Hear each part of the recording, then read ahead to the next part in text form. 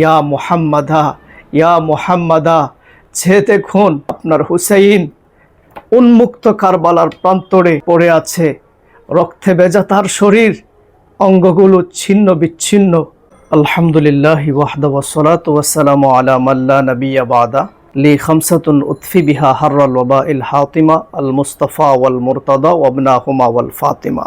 পাপিষ্ঠ মালাউন ইয়াজিদ বাহিনী যখন প্রিয় নবী সাল্লাল্লাহু আলাইহি ওয়াসাল্লামের কলিজার টুকরা ইমাম হুসাইন রাদিয়াল্লাহু তাআলা আনহুকে শহীদ করে ইমাম পরিবারকে ইয়াজিদের দরবারে পাঠানোর জন্য বাহনে উঠালো, তখন আহলে বাইত পরিবারের সদস্যরা, মহিলারা দেখতে পেলেন যে ইমাম হুসাইন রাদিয়াল্লাহু তাআলা আনহুর দেহ মোবারক সহ ওনার সাথীদের দেহ মোবারক ভুলণ্ঠিত অবস্থায় কারবালার জমিনে পড়ে আছে।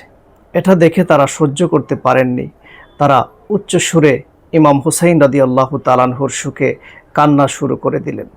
হযরতে জায়নাব রাদিয়াল্লাহু তাআলা আনহা তিনি তার ভাই ইমাম হুসাইন রাদিয়াল্লাহু তাআলা আনহু এবং স্বজনদের সুখে কাঁদতে কাঁদতে বলতে লাগলেন, ইয়া মুহাম্মাদা, ইয়া মুহাম্মাদা সাল্লাল্লাহু আলাইহি ওয়াসাল্লাম ওয়া মালাকুস সামাই, আল্লাহ তাআলা আপনার প্রতি অনুগ্রহ করুন, আসমানের ফেরেশতারা আপনার প্রতি অনুগ্রহ কামনা করুন।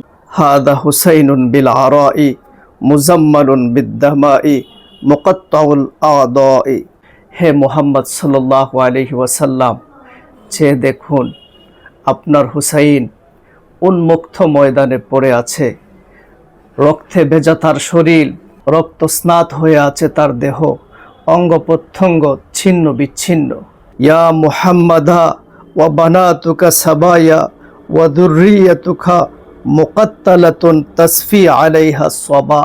হে মুহাম্মদ সাল্লাল্লাহু আলাইহি ওয়াসাল্লাম, আপনার কন্যারা আজ যুদ্ধবন্দিনী, আর আপনার বংশধরেরা নিহত হয়ে পড়ে আছে।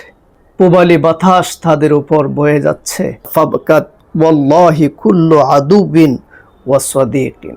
বর্ণনাকারী বলেন, তার এই করুণ মর্মস্পর্শী শোক বিলাপ শত্রু মিত্র সকলকে কাঁদিয়ে ফেলল।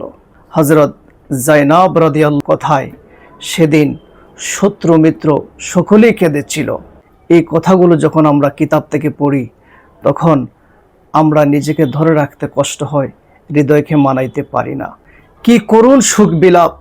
হযরতে জায়নাব তিনি দয়াল নবীজিকে চিৎকার করে বলতেছেন, ইয়া মুহাম্মাদা, ইয়া মুহাম্মাদা, যে দেখুন আজকে আপনার হুসাইন উন্মুক্ত কারবালার প্রান্তরে সে পড়ে আছে, রক্তে ভেজা তার শরীর, অঙ্গগুলো ছিন্ন বিচ্ছিন্ন।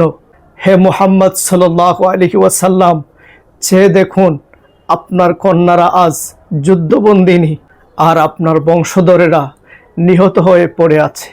পূবালি বাতাস বয়ে যাচ্ছে তাদের উপর।